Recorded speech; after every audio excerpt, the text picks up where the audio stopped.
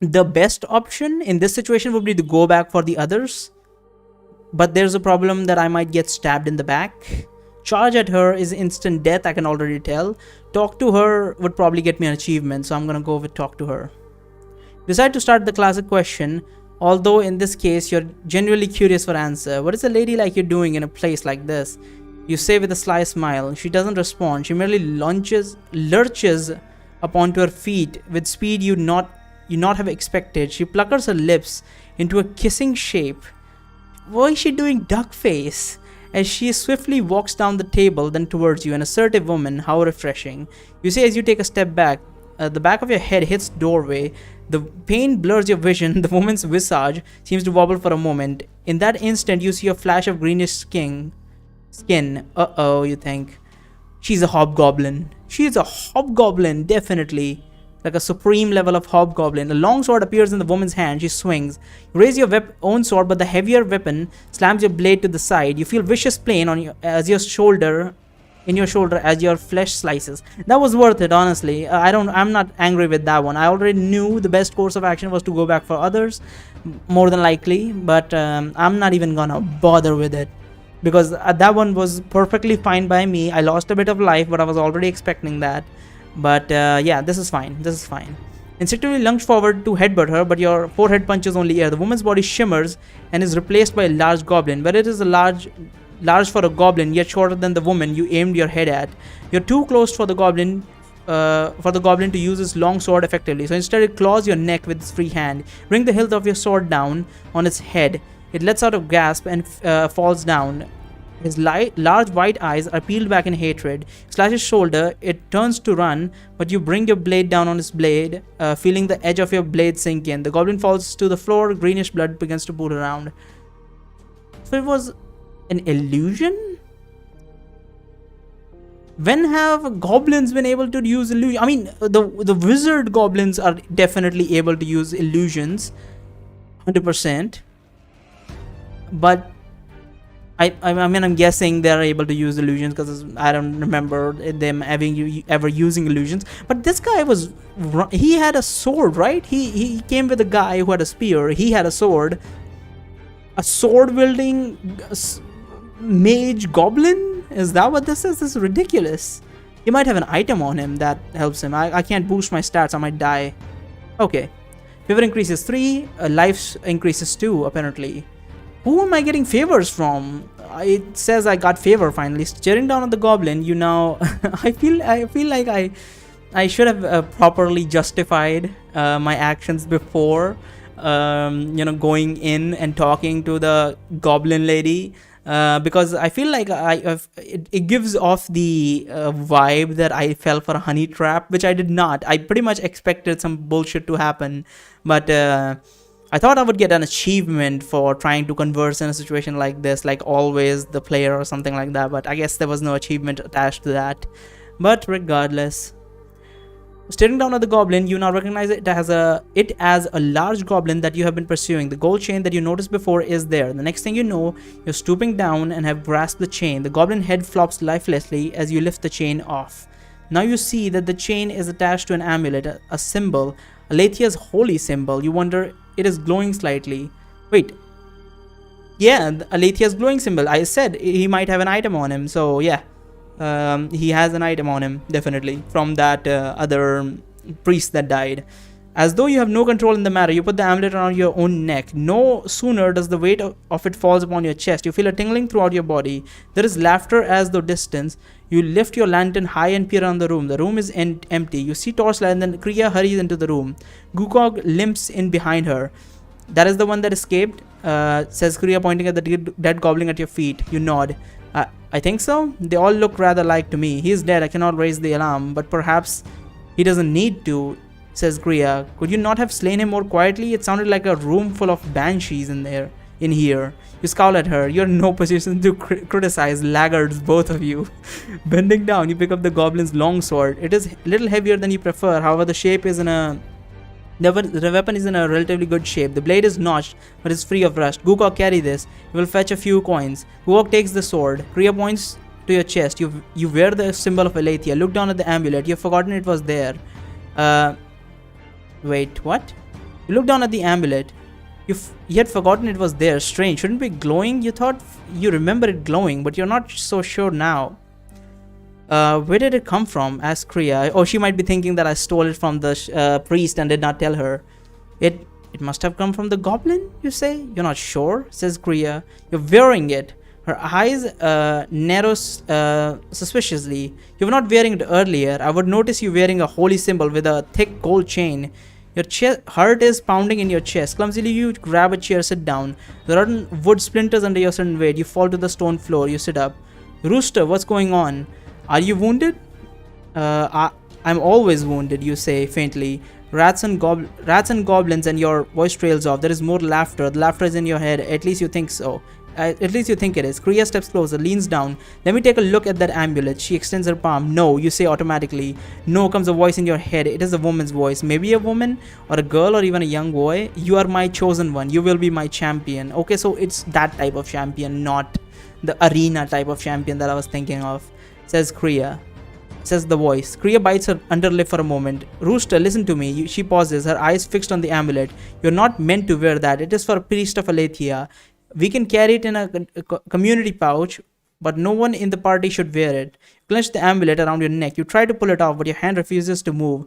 You will bear me until I say otherwise. Also, you will amuse me and my father, or I will discard you as I did my earlier champion.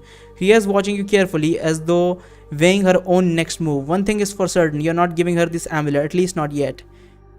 What do you say? It is my precious. I'm definitely getting an achievement for that, but I'm not picking that. That's too cringe. That would be way too cringe. Later, we don't have the time right now. I am now a priest of Aletheia. That sounds retarded. It is healing me right now. Yeah, let's go with that. It is healing me right now.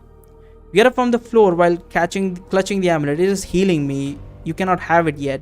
So it is magical. She says in a whisper. I suspected. Oh, I should not have said that, you think. For the first time, you see what appears to be greed in Kriya's eyes. Alright. Oh, damn, my life decreased. Kriya frowns. You turn from her, afraid that you will give something away in your expression. From behind, you hear her chanting. None of that, you say, spinning back to face her. But it's too late. Her eyes flutter before your eyes. You feel a dull humming in your mind. A moment later, Kriya smiles. I suspect that amulet might be dangerous. Let me, your dear friend, the one you trust the most in this cruel world, have a tiny little look at it. Kriya is so incredibly beautiful. You haven't noticed it before. Oh, she used a charm spell. But why did that decrease my life?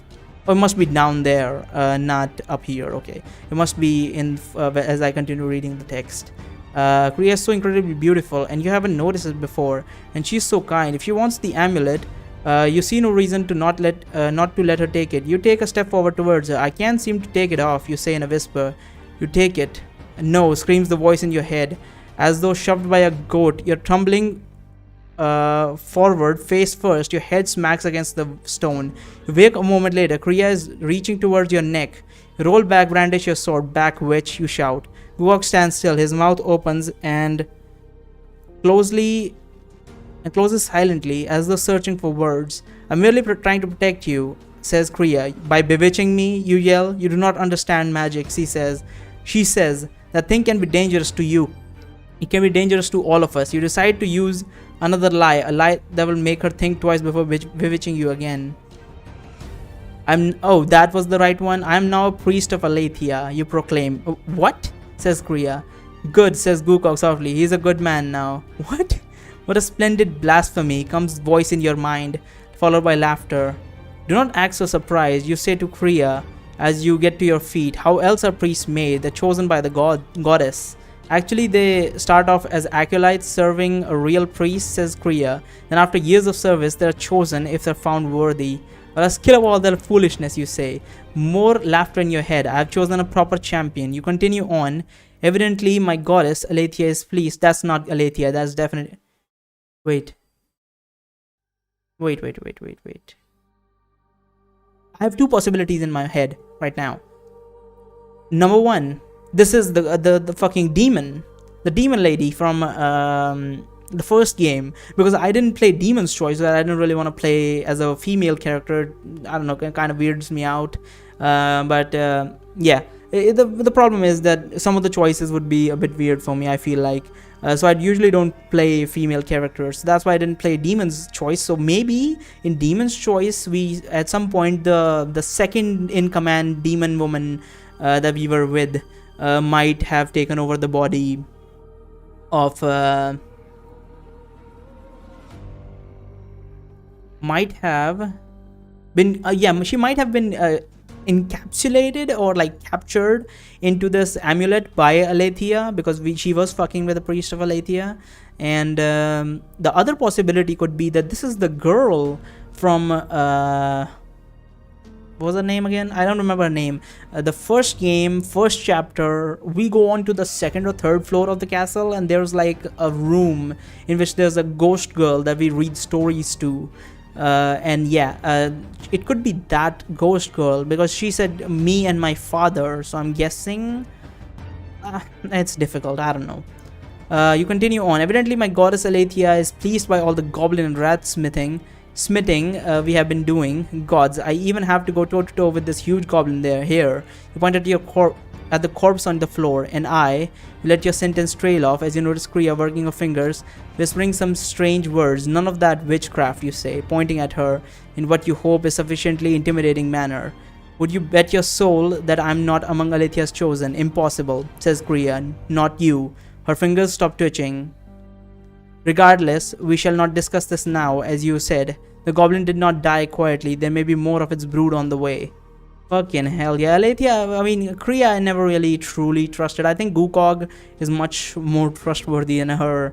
But even Gukog might fuck up the situation, considering he's interested in Kriya. But yeah, Kriya is more interested in getting the fucking... She's not against us. She doesn't hate us or anything. But she is interested in anything of magical nature, because she's learning. She must have her own condition. We don't really know her past all that much, but yeah. Not you, not her. Alright. Very well, Scout, says Kriya, her eyes still narrow in suspicion. Time for you to do your duty. Go ahead of us. Find the way out. As my mistress commands, you say with a edge of sarcasm, bowing. You turn and stride ahead with your lantern held high. Without worrying about stealth, you quickly stride out the door of the chamber. You would like to get some distance from Kriya. Yeah, this amulet is going to save me when the vampire lady is not happy with me, I feel like. You turn, without weathering stealth. You like to get some distance from Kriya. The way she looked at the amulet, so typical of a witch to covet a magical item, you think. It's not even that...